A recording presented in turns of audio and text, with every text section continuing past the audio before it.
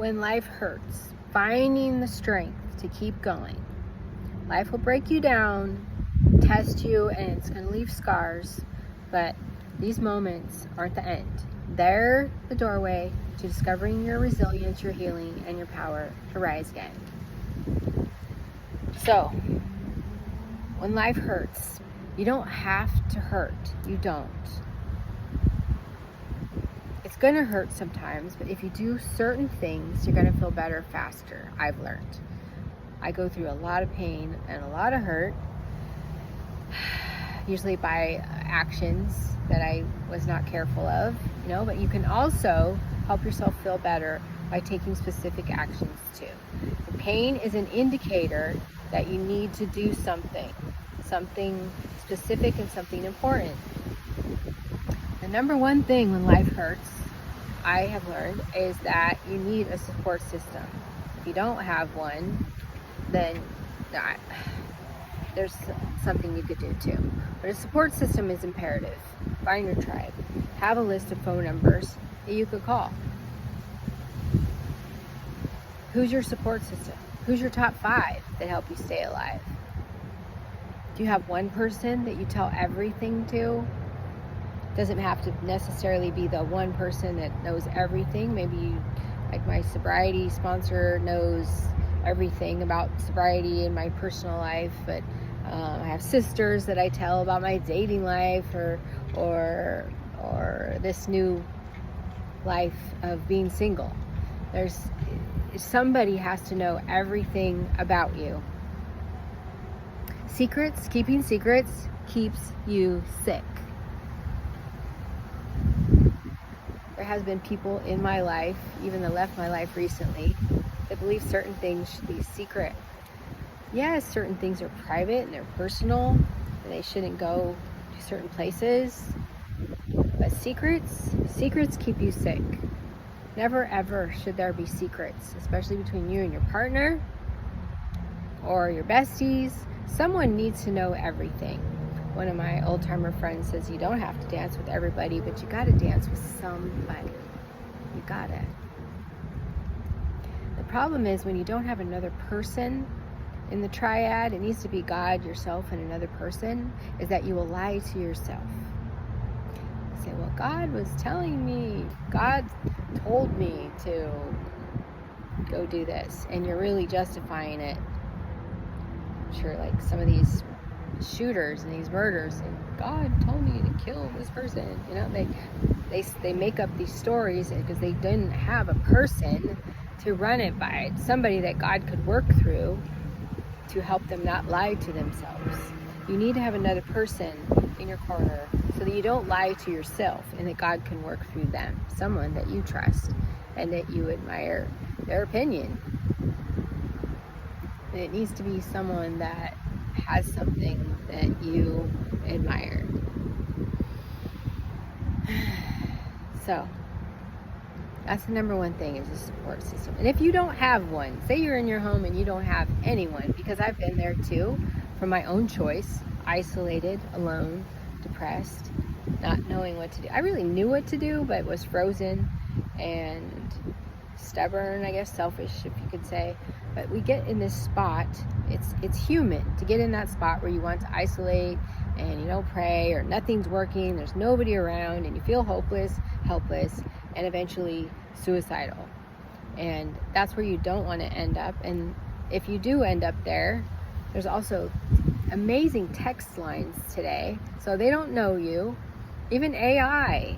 I used AI myself months ago when a crisis happened to me, when I learned that my marriage was over because he was having a secret life for I don't know how long, and much of that came to the surface. So there's even an AI app called ChatGPT that it does a great job of hearing your feelings and what you're going through, and will give you a logical, really, and heartfelt and response and help you through it. It's crazy. but it's pretty amazing. So you don't have to tell another person. If you don't have another person, you feel all alone, well, now you got Chat GPT.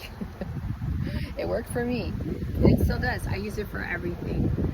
I probably could use it for more. I'm just learning, but the free version is very, very helpful, and it does even more if you pay for it. So you're literally never alone anymore at all. And we're never alone anyway. We're all connected, like vibrationally. I believe that there's this cosmic web that connects all of us. That's why, if I cry, it causes you to want to cry. Like, if I smile and I'm high vibe, and that could make you feel good, that's proof that we are all connected. My energy transfers to you. And that's why I show up here to give you love and light, and to attempt to help people that have almost died, like me, from depression, anger, fear, anxiety, alcoholism, drug addiction.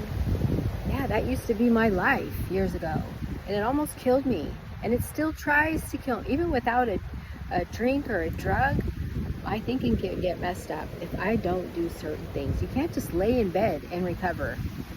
No. Yes, there's a time to rest, but there's a time to get into action too. So if life hurts, get into action. Make yourself act, make yourself get up, put on your tennis shoes, and go outside, walk, run. The number one thing, if life hurts, the number one thing for anything, if you don't hear anything else, you need to hear that this will help you feel better. You have got to be honest with yourself and another human being. Ask yourself, what is really going on? If you're in so much pain that you can't stand it, as I've gotten, and I just left a friend today, a dear friend that was feeling that way, we've got to ask ourselves, what is really going on? What are you not telling people? What are you not admitting to yourself? What is bugging you? No matter how big or small, if it's something that you need to get out in the open, it will fester if you do not tell someone. Admit it. Admit to yourself, tell someone, and tell God too. If life hurts, I believe in fighting battles on our knees.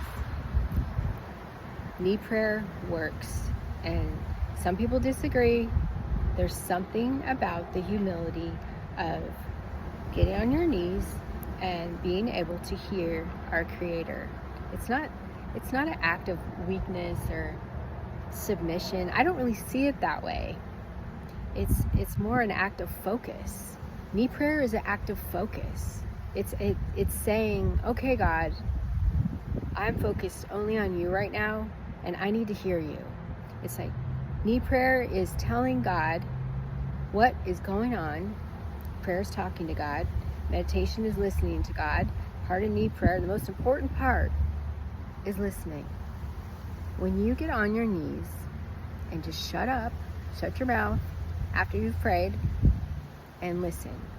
Listen to the voice inside to be your guide. You will get inspired actions of what to do about what's bothering you. You will hear the voice of God authentically if you're clean and sober and in sobriety. Of course, drugs and alcohol interfere with that. Drugs and alcohol are the enemy's poison. It's the devil's liquid that is used to distract you, to cut you off from the sunlight of the Spirit. It makes everything worse. So I like to feel better fast. So the faster you hit the floor, the faster you get into action, the faster you move, the faster it's going to get better. And I mean inspired action. I don't mean just anything. I mean really, really listen to the voice inside you, the little hunches to say, do this, try this, do this, do that. Start following those ASAP. Move, move, move, move, move, move, move. And you'll feel better. Maybe I should call this person. Don't let that thought go. Those are inspired actions. Those are called hunches that are your Creator speaking to you and telling you what to do. And when you get those hunches and your whole body gets the chills, that's 100% authentic truth. That's like putting 100 on it. Pay attention. When you get chills from head to your toes, that's 100% authentic truth that you've just heard or thought. So follow that internal guidance system that you have in everything you say and do. Everything.